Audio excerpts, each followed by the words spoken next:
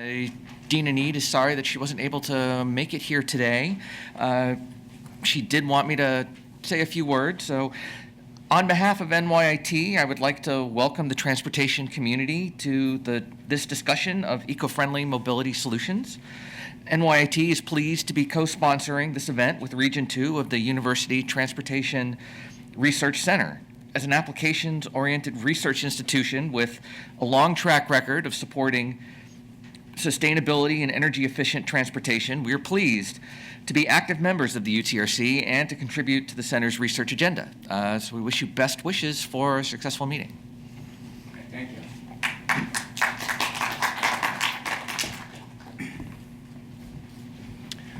It's always a pleasure to come to NYT, and we really appreciate the hospitality of NYT.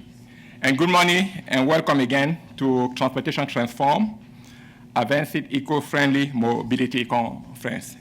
I'm Camille Kamga, the director of the University Transportation Research Center. It is a great pleasure today to be here and host this conference on the use of environmentally friendly mobility options. I'm glad that so many of you have been able to take time out of your busy schedule to join us today. First, I would like to express my sincere appreciation to our conference sponsor, the New York State Energy and Research Development Authority, NYSERDA, and the New York State Department of Transportation. Without the financial support, we would not have been able to organize this event. The symposium is a result of a proposal submitted by UTRC as a response to the competitive program Opportunity Notice Upon of NYSERDA. As awareness has increased regarding how our carbon footprint negatively impacts the environment, energy consumption, climate change, and our health, many innovations in transportation and other sectors have been developed to help us perform much better. The transportation sector is experiencing rapid change in this regard. Intelligent transportation systems, such as transit signal priority for buses, which help to reduce bus delay and lessen congestion, adaptive signal control, which make adjustment to traffic at stoplight based on traffic condition, mobile apps that provide direction based on current traffic flow and condition, and alternative fuel vehicles are just some of the examples. It is now known that this existing technology can multitask by being utilized to meet a variety of needs, including supporting eco-driving behavior. But how can individual behavior make a difference in the transportation field? A lot of drivers are aware that their driving habits affect their car maintenance cycle and MPG efficiency. But recently, there have been discussions about achieving a greater improvement by individuals consciously changing by their driving habit, such as how they accelerate, brake, select cruising speed, reduce idling, and maintain their vehicles. It is now believed that more ecologically friendly driving habits in conjunction with technological assistance can go a long way in reducing road congestion, pollution, and energy use. We have assembled a good program to discuss many issues related to eco-mobility. What is it? What are the new and developing applicable technologies, benefit and associated challenges to implementing wide use of technology and behavior? Those are some of the questions that will be addressed today. I would like to take the opportunity to acknowledge some persons who have helped to develop today's program. First, I would like to thank the member of the conference committee, Elizabeth Lennon, who is sitting over here from New York State Department of Transportation, and her colleague Bob Anka, who couldn't make it today. I would like to thank Joe Tar from NYSERDA and Penny Hackemeyer, who has coordinated the whole process. A special thank goes to Dr. Valdemar Prado and Liliana Boku of the World Association of Former United Nations Interns Fellows, and Dr. Karen Frick at the University of California at Berkeley, who have contributed to the development of the program. We are very delighted to have speakers coming from the UN, state, government, academia, and industries. I would like to thank all the speakers and moderators for accepting to present and share their knowledge with us today. As you see from the program, there are 4 planned sessions focusing on 4 major topics. We have tried to bring topics of relevance to New York State. The 4 main topics are technology for eco-mobility, academic research, government program city and state, and good movement and eco-driving. You can notice also that lunch will be served at another building, another location, just south across the street. That will be on 61st Street, 16 West 61st Street, on the 11th floor of the auditorium. I will encourage you all to stay for the afternoon session, as we will hear from the Administrator, Chairman Raymond Martinez of the New Jersey Motor Vehicle Commission, who will talk about eco-driving initiative in New Jersey. And we also will have 2 sessions on government program and good movement after lunch. We had the day with a roundtable panel on policy perspective. I wish all of you a successful conference. I will be here throughout the conference, and please feel free to approach me of any of our staff to learn more about our program at UTRC. Now I will give the podium to Penny to run the program. Okay. Thank you, Camille. Today's program, as you can tell, and as Camille mentioned, is really packed. I'm really excited to listen to all the really good speakers today. Because it's packed, we're going to try our best to have a good on-time performance, being that we're transportation professionals, and hopefully close as close to 5 o'clock as possible. Time permitting, however, the moderators who will be leading each session will have the opportunity to invite questions from the audience, and that will be their discretion how many and such like that. At the end, we're going to have a really interesting panel that I want to give you a sneak preview to try to entice you to stay till the end, as Camille suggested. We are going to, as he said, have a panel on policy perspectives to encourage eco-mobility solutions in the state of New York. There will be 3 participants who will each give a brief presentation from their perspective or their organization's perspective.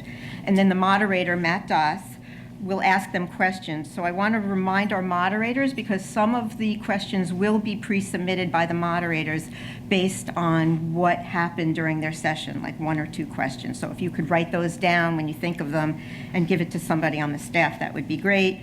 Matt will also ask questions of his own, and then we will also try very hard to have questions from the audience to ask the panel. So that's it for our housekeeping issues. Now I'd like to move on and really start this very interesting program. And I'm going to start by first asking our 2 speakers, Gabe and Mr. Amat, Gabe Passaner and Mr. Amat to take a seat. And I'm also going to invite Ms. Liliana Bucor of the World Association of Former United Nations Interns and Fellows to come to the microphone at this time. And she is going to introduce her distinguished colleague, Mr. Jamil Amat. He's the Deputy Director of the United Nations Environment Program. I want to thank Liliana and another of her colleagues, Dr. Valdemar Prado, who reached out to UTRC about a year ago to form a collaboration with an academic institution in New York, and we're glad that they approached us on eco-driving solutions. They had been working on the issue in terms of some of the Japan programs that are in existence. And when they heard that we had this conference, it was early on at that time, they offered to provide any assistance that they could, and Liliana was very helpful in securing our first keynote speaker this morning. So, Liliana. Thank you.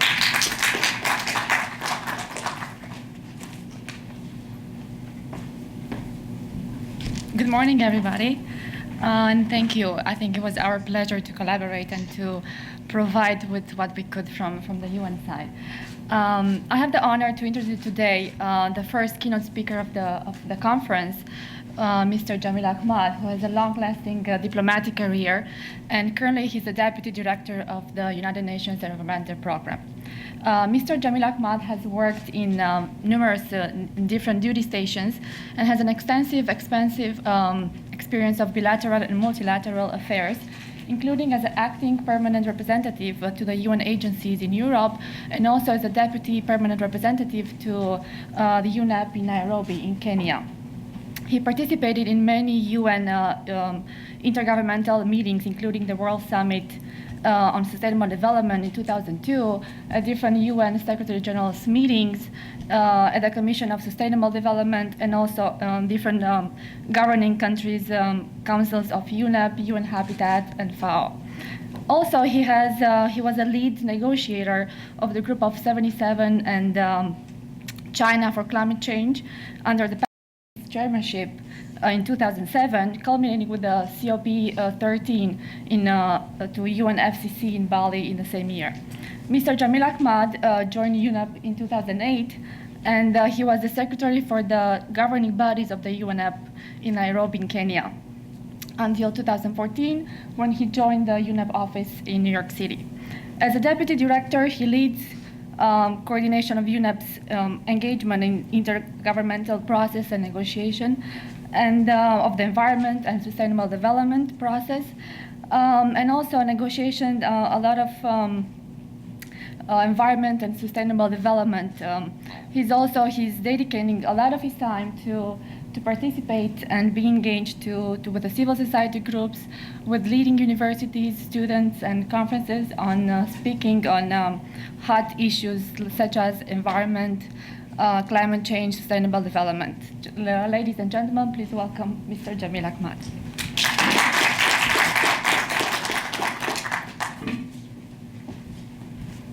Which is the button that I have to push? This is yours. And okay. Okay. Don't move it. Yeah, this affiliate. Yeah, I think it's full screen. Okay. Okay. Good morning. I'm really delighted to be here this morning to speak to this distinguished audience on a very important subject.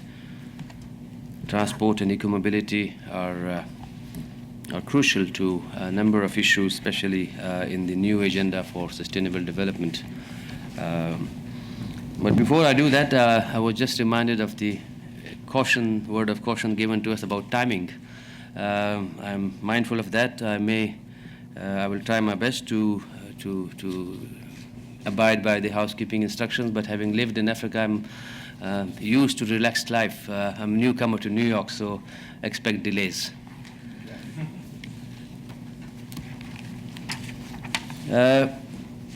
We are living in very challenging times. The challenges that we face are numerous and complicated and complex.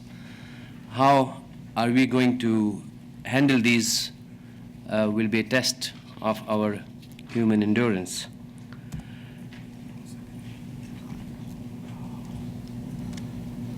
Okay.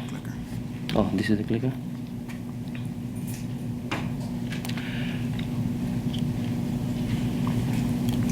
Great. The Secretary General, Mr. Ban Ki-moon, reminds us that if we don't act fast, we will not have another opportunity. And here I want to highlight the inextricable link which exists between poverty and development, sustainable development as we call it. In fact, poverty remains at the heart of many of our problems today. So with that context, we have to look at the issues and the challenges that we face in the global environmental field. The Earth system provides basis for human societies and their economic activities. The 7 billion people, humans alive today, are collectively exploiting the Earth resources at accelerating rates and intensities that surpass the regenerative capacities of the systems. The ecological footprint of our combined lifestyle today uses the biocapacity of 1.5 planet. We only have one. At the same time, as I mentioned, extreme poverty and hunger remain a global problem, with 1.2 billion people still living in extreme poverty. That is on less than $1.25 a day. Providing each individual of the growing global population with a life in dignity and promoting human well-being while remaining within the Earth's safe operating space is a great challenge of our time. Overcoming it will only be possible by pursuing sustainable development that integrates economic, social, and environmental dimensions of sustainability. And make no mistake, this is truly a historic ambition, which is unprecedented in the scale and complexity in human history. The currently observed changes to Earth's system are unprecedented in human history. The most readily recognized changes include rise in global temperatures, sea levels, glacier melting, ocean acidification, all associated with the increase in emissions of greenhouse gases. Other human-induced changes include extensive deforestation, land clearance for agriculture and urbanization, as well as desertification and land degradation, which are all precipitated by inadequate and unsustainable use of natural resources. Efforts have been there. Efforts to slow the extent of change has resulted in only moderate success, but have not succeeded in slowing or reversing the adverse environmental impacts. Scientists now tell us that we are living in the age of Anthropocene. Human activity now has such great impact on atmosphere, geology, and ecosystems of the planet that an international team of scientists have concluded that this is the age of Anthropocene. In other words, assuming there are actually still people around in a couple of million years, they will see very clear traces of our existence in the rocks and ice. There is still debate about whether the age of Anthropocene started with the spread of agriculture, the Industrial Revolution, or the great acceleration of population, consumption, and waste.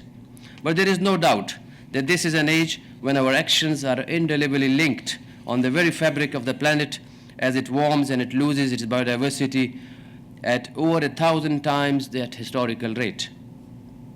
So this is the age we live. The era, in the words of Achim Steiner, the executive director of UNEP, in which we will have to decide whether to maintain business as normal or to work together to improve the lives of people, both in developed and developing world, struggling with the issues like energy and poverty. The 800 million people going hungry, while a third of all food is wasted, and a quarter of Earth's surface is degraded, and the lives of 60 million people fleeing conflict and disaster as part of the biggest human migration of any age.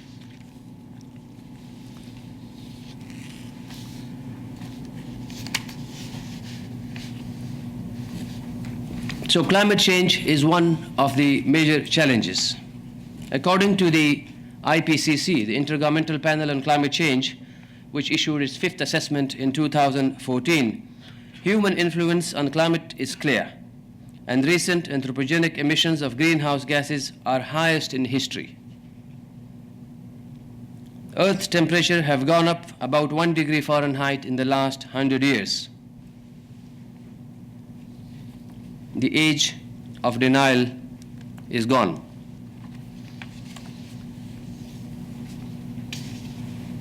This man-made disaster that we know as climate change, the international community has ignored it for too long at its own peril. Reaching the goal to hold the increase in global average temperature below 2 degrees centigrade above pre-industrial level will require more action than just fulfilling the current pledges. Transformative change towards a low-carbon economy is an imperative.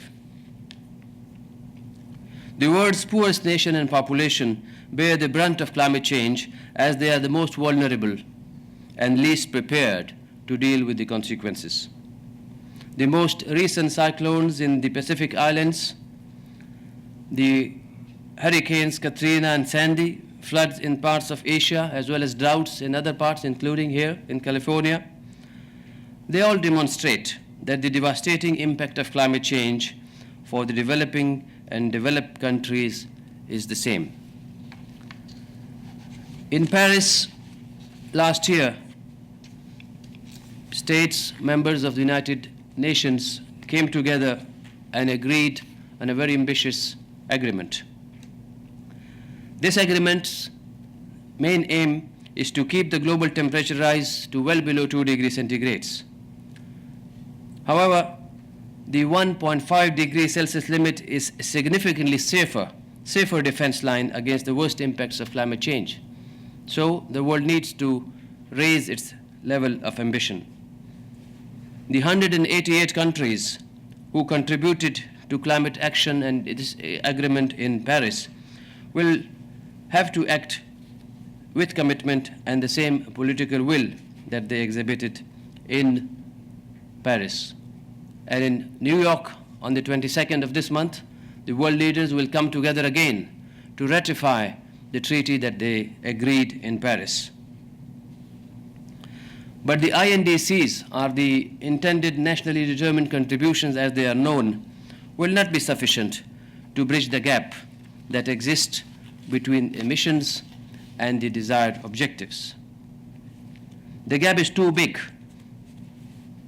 UNEP issues emission gap reports every year, which quantifies these gaps and tries to impress upon the international community the need to work towards greater action.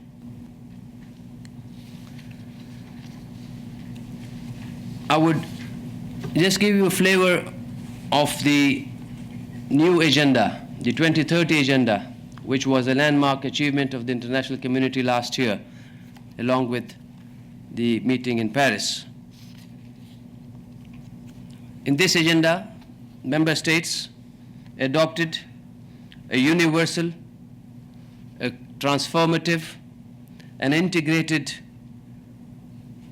blueprint for development for the next 15 years.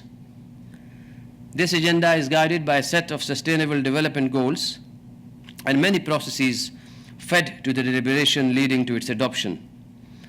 Governments, international organizations, civil society, and the UN family of programs, funds, and agencies all participated actively.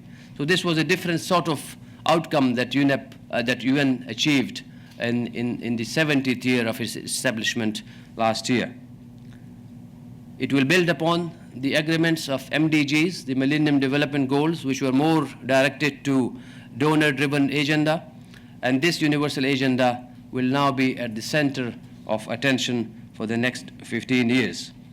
But the crucial point here is that the integration of social, economic, and environmental dimension in a balanced manner, this agenda will provide a unique opportunity to finally bring together poverty eradication with sustainable development and environmental protection. Choosing between development and sustainability has proven to be a false choice. Only if both go hand in hand will the humanity be able to overcome the challenges that it is confronted with. And climate change remains at the center of the Sustainable Development Goals. Climate change, as you know, is a threat multiplier. It is a cross-cutting issue which will affect everything that we aspire to achieve. Let me give you just one example. Food security. Climate change will directly impact on the productivity of agriculture through increasing climate variability, weather patterns, extreme weather conditions, of incidence of pest and disease, as well as indirectly by exacerbating the negative impacts of unsustainable use of natural resources like water and land. Climate change is directly impacting on the health of people as well. For example, through the increased risk of weather-related hazards and disasters, or increased health risks relating to changing disease vectors. The nexus between climate change, food security, and health is just one of several examples that are testimony to the integrated nature of sustainable development challenge with climate change at its center. So what do we need to do?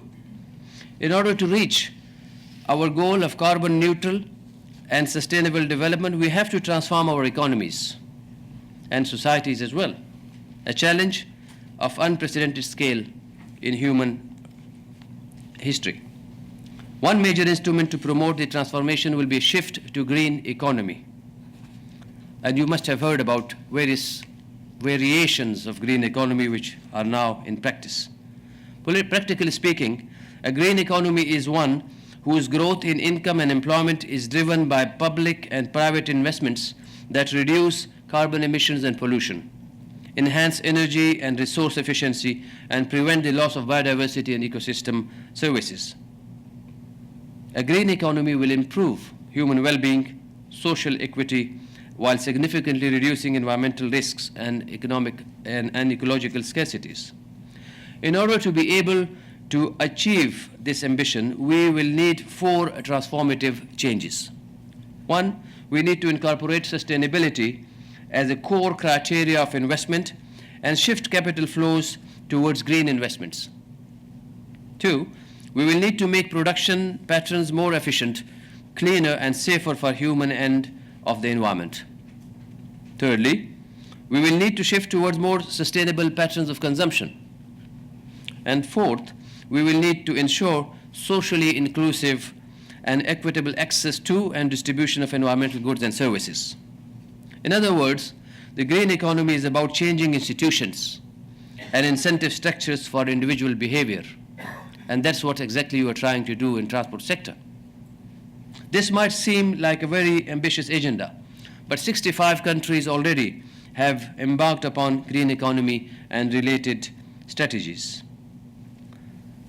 Although not all of them might be as comprehensive and transformational as we would want it to be, we are moving in the right direction and can expect the shift towards green economy by making the case for multiple social, economic, and environmental benefits. All of us have a role to play here. One of the biggest challenge will be how to finance, how to fund the new agenda.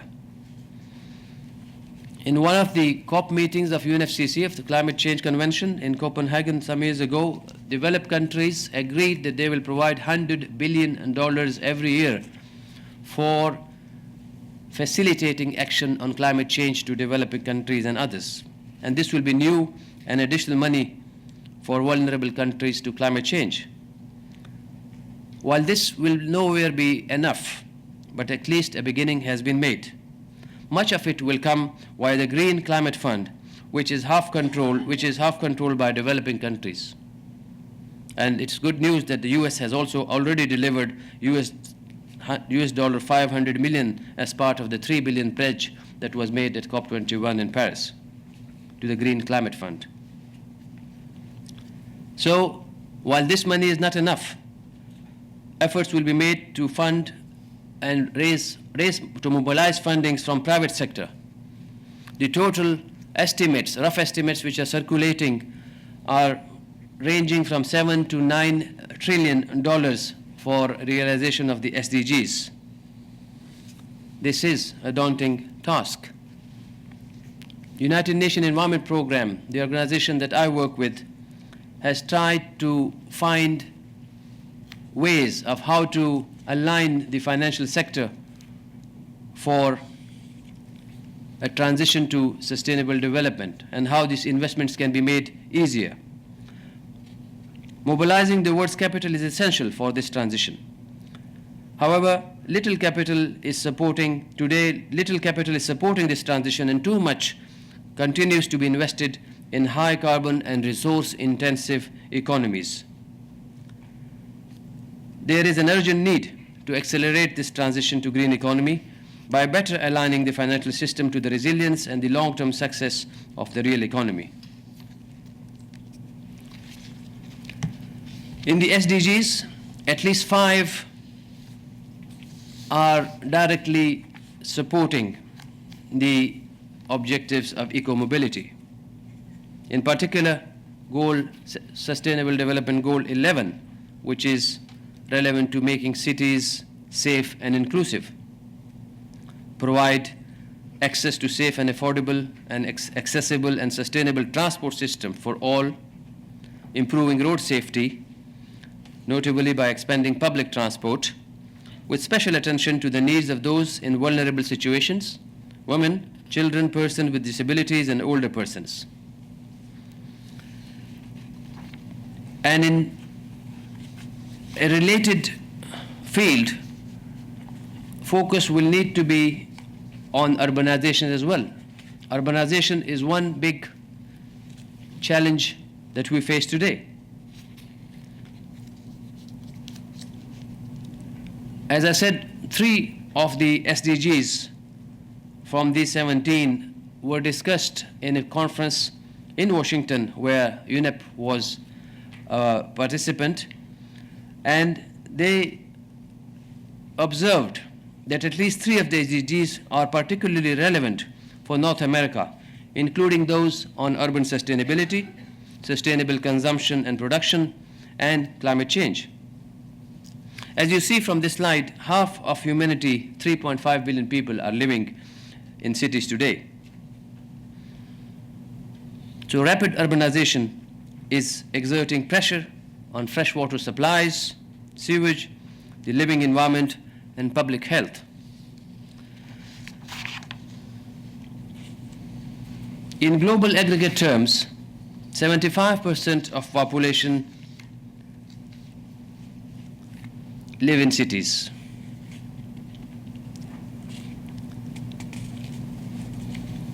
Resource efficiency in cities will increase economic resilience, mitigate climate change, and reduce waste, and improving the quality of life. Roads are meant to facilitate mobility, the movement of people and goods, but many roads have become too congested with traffic, and they no longer meet their main purpose of improving accessibility. Our transport choices determine how our cities can grow. We need to rethink how we move, because the dream is different than reality. In 2010, there were 1 billion motor vehicles worldwide. In 2035, this number will reach 1.6 billion. And in 2050, this number will exceed 2.1 billion. 0.7% of GDP is lost due to time in traffic in the United States alone.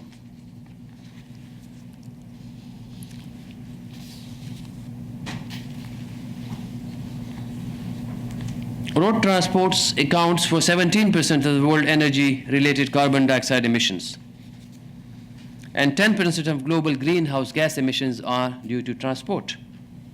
It is also responsible for up to 90% of urban air pollution, and because of bad air quality, 7 million people every year lose their lives, and this does not include the respiratory and other health conditions that human beings are subjected to worldwide because of bad air quality.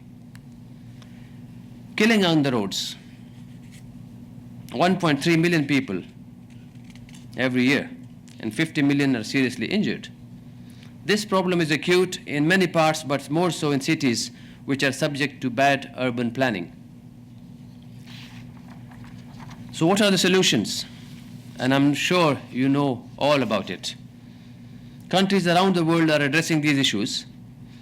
Computer companies are investing in electric cars. Some suggest by 2030 the majority of vehicles will be electric vehicles. Electric car hire, driverless cars, bike share schemes, pedestrian facilities, drone deliveries.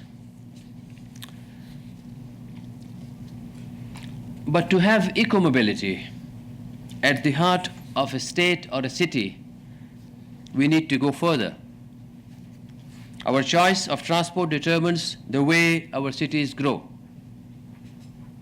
Cities that are investing in automobile-oriented infrastructure, such as increased road capacity or free or cheap parking, might experience relief for a short while, but the benefits will be short-lived.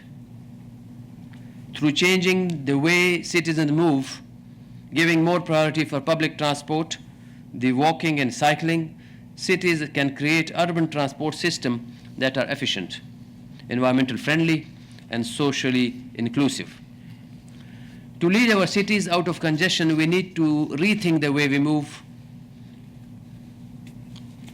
Change is often not welcomed, but policymakers engineers, urban planners, and citizens need to be brave and bold to rethink the way and to follow through which enabling the eco-mobility visions through appropriate policy change.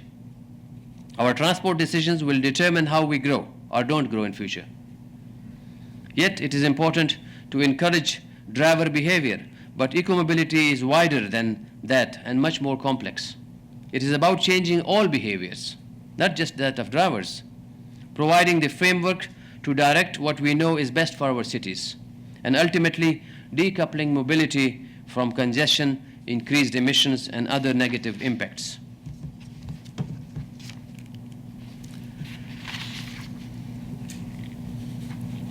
Coming back to SDGs, as I said, climate change is the center of all, but more than half of these SDGs are directly linked to environmental issues and also the use of natural resources.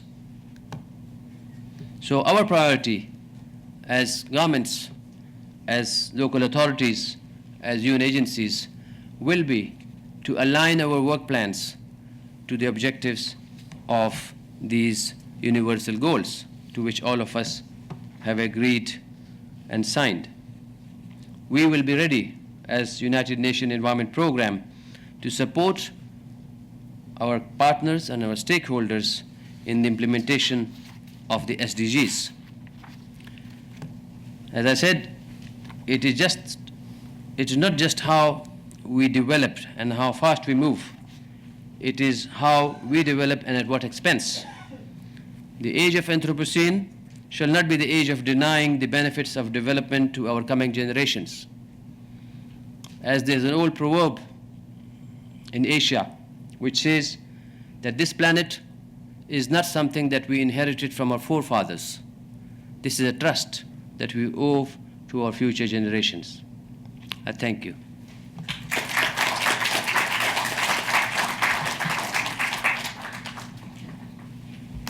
Thank you. Thank you very much, Mr. Ahmad, for stressing that call for action and pointing out the global responsibilities that we all have, particularly in the transportation sector.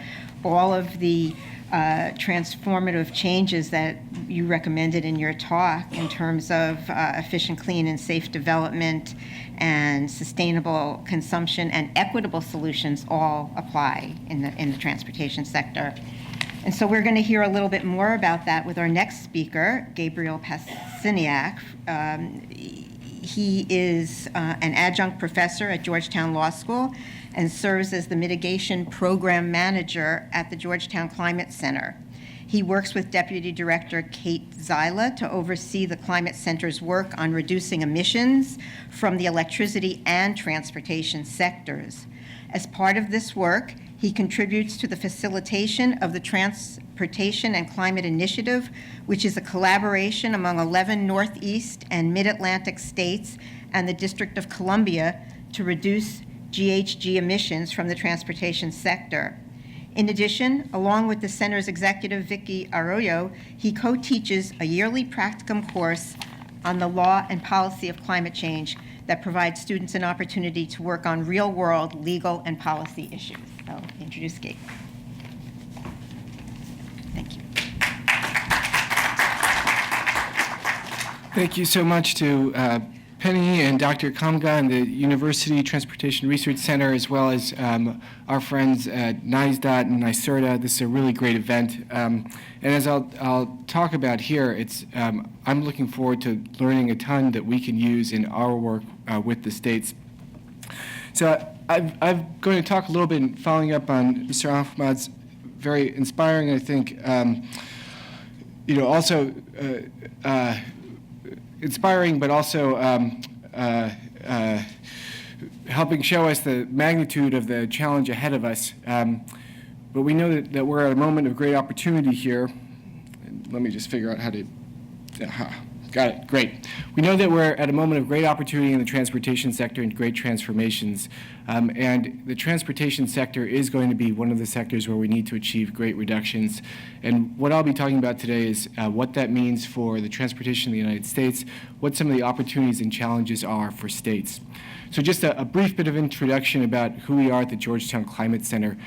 So we are based at the Law School at Georgetown. We were founded 6 years ago by people like Gina McCarthy, Lisa Jackson, Mary Nichols.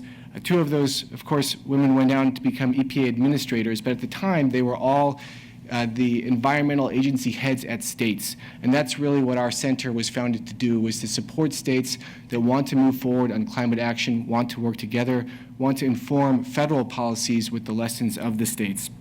And we do that through research, facilitation, and convening. And I think, as many of you know, this is a particularly important role because states have really been the leaders on environment and climate change in many ways in this country. In the transportation sector, the California car standards with unique authority under the Clean Air Act, and also with now the zero emission vehicle standards that have been adopted by New York and many other states in this region. Also, you in New York are no stranger to know well the leadership of states, seeing as New York under Governor Cuomo and previous governors has really been a leader in this area. Just last year, New York established a very ambitious target, greenhouse gas reduction target for 2030 of 40% reductions by 2030, as well as in many other policies, including in transportation. So our work at the Georgetown Climate Center, as Penny mentioned, a lot of that is focused on the Transportation Climate Initiative. And this is a collaboration among 11 Northeast and Mid-Atlantic states, including the state of New York and the District of Columbia, so really from DC all the way up to Maine. And it's a collaboration among the Transportation, Energy, and Environment agency heads working together to reduce emissions from transportation. It's been around since 2010, and in the first several years, it was focused on discrete tasks, like we launched a Northeast Electric Vehicle Network, we worked on metrics for sustainable communities. But at the direction of agency leaders from these states, in the past several years, these states have been focused about thinking in a bigger picture, what can the region do as a whole to reduce emissions from the transportation sector? So I'm going to start a little bit where Mr. Ahmad left off, talking about the Paris Agreement. First of all, I just want to thank Mr. Ahmad and his colleagues for the tremendous work that went into the Paris Agreement, and to note how momentous of an accomplishment it is. As Mr. Ahmad noted, it's not enough. We know that the pledges that have been made are not going to be sufficient to get the world to below that 2.2 degree Celsius temperature increase, let alone the 5 degree more ambitious target, which would be much safer for us to aim for. However, it was the largest meeting ever of heads of state. It does establish a framework that the entire world can use to, over time, build up the level of ambition so that we can meet these targets, although it will take a tremendous effort, as we pointed out. The central mechanism for this Paris Agreement are intended nationally determined contributions. These are goals that countries set for what they believe they can achieve in terms of emission reductions. The United States has identified goals of 17% reductions by 2020 from 2005 levels, and 26 to 28% reductions by 2025. Now, in this chart, that's the black line is the U.S. trajectory, and you'll note that also on that black line, it goes all the way down to 2050. And the U.S. has referenced previously in its Copenhagen pledge that it was looking to achieve emission reductions of 80% by 2050. And I point that out because that is what most people believe is necessary to meet that 2 degrees Celsius target. It's also a tremendous level of emission reduction, and some people believe we would need to go even further. And it's not just the United States. This is the United States pledge in the context of this big Paris Agreement, and very exciting that the United States and China will be signing that agreement on April 22nd on Earth Day, along with many other states. But it's also all the states in this region. All the states in TCI also have greenhouse gas emission goals of some form or another. And the big takeaway from this chart is most of those states have long-term goals in going to 2050 that all converge at this point of 80% reductions by 2050. That is a tremendous amount of reduction that needs to be accomplished economy-wide in the next 34 years. So the challenge is pretty significant. And as we all know, transportation is a big part of that. Nationally, it's about 27% of U.S. emissions based on the EPA's latest analysis. And in this region, it's actually the single largest sector of emissions. So again, this is for the TCI region, and the orange line on top is transportation emissions. Now you can see that this region is actually already reducing emissions from transportation, and that's due in part to changes, reductions in VMT because of the recession and hopefully behavioral changes, though we see now that more recent reports that VMT is on the rise again, at least nationally. But the one thing I want to point out to you is that while the transportation sector emissions are going down, the power sector emissions have gone down even more. And that's for a couple of reasons, but I think it's important to think about in this context. First, there have been market changes. So we have cheap natural gas, and that means that there's been a lot of shifting from dirtier coal generation to natural gas generation. That's helped a lot. But also, in this region, it's because there's been really tremendous policy leadership. New York and other states have very ambitious renewable portfolio standards, including a new 50% renewable portfolio standard that is being put into place. They have launched the Regional Greenhouse Gas Initiative, where New York was a leader, the first cap and trade program for the power sector. And they have many other energy efficiency and other policies. But the point being that not only has there been a very significant reduction already to date of about 28% from the power sector, but the cap and trade program will cap power sector emissions 40% below 2005 levels. So what is that? Why is that important? Because when governors who are showing leadership on climate change in this region, and they are setting ambitious midterm targets saying this is how we need to get to our 2050 goals, look and say, what do we have to do next? In many cases, they see a plan for the power sector and regulations that are already in place. And they look and they see that the transportation sector is the largest sector, and there's a lot more questions about how we're going to get the required reductions from the transportation sector. So there's some really good news. We have some great federal policies that are really moving the ball forward. And again, those policies are based in part on state leadership. But as you all know, there is federal fuel economy and greenhouse gas standards for light-duty vehicles, 2 rounds up to model year 2025. We've got 1 round on the books already and another coming for medium-duty and heavy-duty vehicles. Importantly, a number of states, including New York, 7 other states in this region, have adopted zero-emission vehicle policies, which are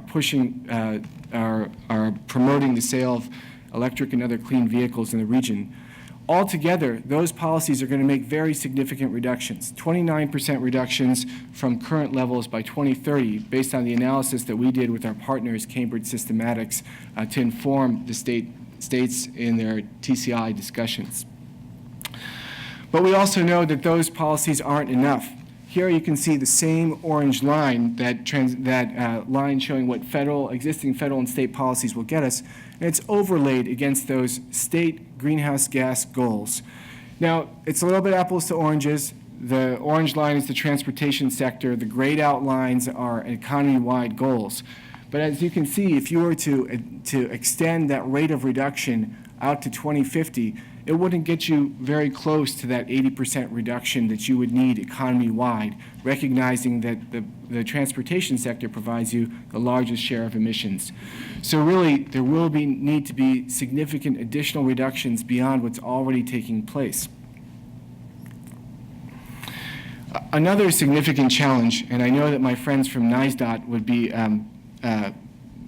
very irked if we didn't mention this, is that these fuel economy standards, while they're doing tremendous work and providing tremendous public benefit in both reducing greenhouse gas emissions, reducing air pollution, increasing public health, and saving people money, they are also reducing the revenue for our transportation programs. And that's because, as you all know, most of our transportation funding comes from fixed federal and state gas taxes, a cents per gallon tax that's fixed and doesn't go up with inflation. As our vehicle fleets become more fuel efficient, revenue goes down. And so on this graph, you can see by our analysis, just the existing on the books fuel economy policies will reduce the revenue to this region under current tax structures by $35 billion over the 15-year period out to 2030. So that's a very significant cut in revenue going to just maintain our bridges and roads, much less make the investments into clean transportation that will be needed, clean and resilient transportation, to address the challenge of climate change. So I'll just talk briefly about, in this analysis that we did look at some additional opportunities, and I want to let you know that there is a good news story that comes out of looking at those opportunities. And I won't get into the details now, this analysis is online, except to say that we did, the way that we structure our analysis is that working with the states, we identified a portfolio of clean transportation policies to invest in. We assumed several different levels of investment. A kind of medium level was $3 billion a year for the region into things like electric vehicle incentives and electric vehicle infrastructure, transit, pedestrian and bike infrastructure, smart growth incentives, travel demand management, system efficiencies.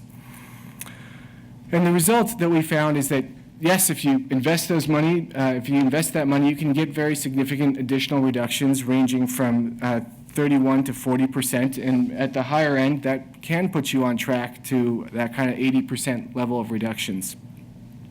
We also found in some of our scenarios, we included pricing policies that both drive additional reductions but also generate revenue that can be invested into those portfolio of clean transportation technologies, and that can more than make up at a $3 billion level from that loss of transportation revenue from existing federal fuel economy standards. And finally, we did some macroeconomic analysis, and it shows that there is a net benefit to the region, something that a net economic benefit, which policymakers care a great deal about. And so while there are additional costs because of more expensive vehicles and technology, as well as the pricing policies, when there are net benefits when you look at the fuel savings from reduced congestion and other benefits in the economy. But the most exciting thing about all this analysis is that it wasn't just analysis for the sake of analysis. It was analysis to inform states in their deliberations.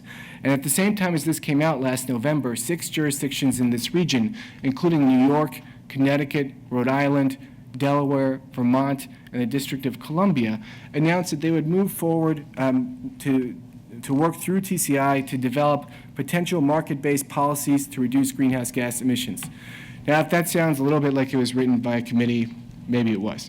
But nevertheless, what's really important about this is it's the first time that states have come together to say, we're going to look at market-based policies specifically for transportation that can achieve very substantial greenhouse gas emission reductions.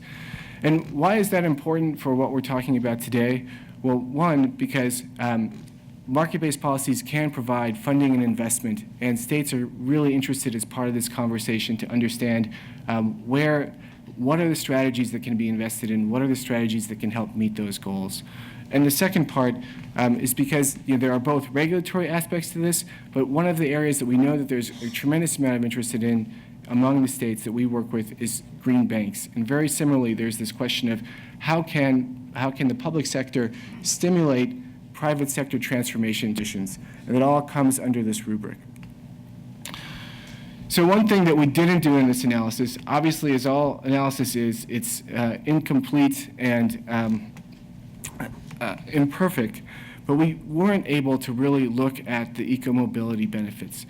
We wanted to. We were looking specifically at eco-driving. We know that some of the data out there shows that eco-driving programs can create very substantial emission reductions and very cost effectively. But frankly, working with our partners at Cambridge Systematics, didn't seem that the data was robust enough to be used at this scale of analysis being compared to some of the other specific types of data we were using for electric vehicle incentives or smart growth incentives. But that doesn't mean that there isn't a tremendous opportunity and excitement about smart mobility generally. And so what I hope that I can add to this is to say that in the state conversations that we are having today, there's a tremendous appetite to understand what the abilities are to either promote market transformations, so to the extent that this is happening in the private sector, how can we remove barriers and provide supports to help spur those market transformations? How can we also quantify them so that states can count on using these kinds of technologies and strategies in their planning for meeting greenhouse gas goals? And on the other hand, to the extent that there are regulatory measures that can be used to spur these kinds of changes, what are those policy innovations? And so maybe just to close, I thought I would leave you all with the questions that we get asked all the time when we work with state policymakers and decision makers. And perhaps this might be most applicable to the closing session, which I'll sadly have to miss because I have to get back to teach class today. But whenever we bring policies to state agency leaders and they are asking us for more information, the questions that seem to come up are these going to be real emission reductions? Can we count on them? How do we know? Why should I be looking at this strategy compared to other strategies? Is this really rise to the surface of something that I should be spending time to move forward right now? Is it ready for prime time? Has it been demonstrated before? Are we sure that it's going to work in this context? And of course, what are the benefits to residents, and not just in terms of greenhouse gases, but what else can we quantify to sell this to our governor or to our constituents? And what will it cost me, and what do I need to do to implement it? What are the policy mechanisms? What are going to be the costs to my agency? Is it going to reduce my revenue? So I raise these questions not as a barrier, but because the conversations that you all are going to have today are, I think, tremendously exciting and useful to the work that we're doing with states to move forward on policies that reduce emissions from transportation. There's a tremendous appetite for trying to operationalize this, but it's not necessarily clear exactly how to move forward from the level that we work with. Thanks so much.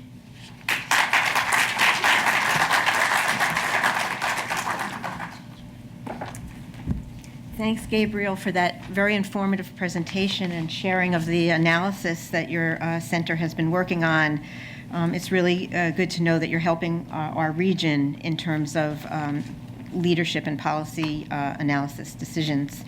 So now it's time for our first panel of the day, Technology for Eco-Mobility. I'd like to invite our panelists to come up. Thank you very much. Actually, yeah, I don't know. Should I open it to one more question? Okay, I'm sorry. So I know I forgot about that. So we're doing okay. It's 10:35. So if anybody has a question at this point, okay, I'm sorry. Yeah. Microphone's coming. I understand that we're doing a bunch to be able to try. I understand we're doing a lot to try to. We're doing a lot to try to reduce the emissions of trips that are being taken. What is there in policy to actually reduce the length of trips and reduce the commutes that end up being the various traffic jams that are all over the place? It seems a great way to save is not to have to make as long trips by vehicle. Sure. So the question was, there's a lot being done to reduce trips, but what is being done in policy to reduce the length of trips? And I think that the primary area there are the smart growth strategies. And of course, one of the challenges there is that these are often things that are done at the local level, so there's no centralized state decision making, although there is a lot of centralized state planning. Also, it takes a long time, right? We just can't snap our fingers. But certainly there is still a lot of interest in New York, I think, has a very interesting set of programs, climate smart communities and greener communities, which are providing incentives for communities to use to plan in ways that includes climate change in mind and the emission benefits of reducing emissions. We've got other models in California, SB 375, where metropolitan regions have greenhouse gas emissions targets that they have to meet, and they have to take those targets into account when they make their land use and transportation decisions. And so I think that's one way that gets at the reduction of trip length, because it is setting up incentives and for smart growth development, more compact development. Okay, let's take one more question. Oh, geez, I don't know. I think you're going to go on first. Yes. Robert Diamenico, Cargo Fish Physical Internet Utility. Is anybody at Georgetown or at UN Environmental Program thinking about the potential efficiencies of last mile transportation? True last mile transportation consumes easily 6% of transportation energy and consumes it very quickly, because when an automobile capable of carrying 1,000 to 2,000 pounds is routinely used to carry a 5-pound payload, this is the greatest efficiency in freight movement today. And there is an excellent solution. Has anyone heard of it?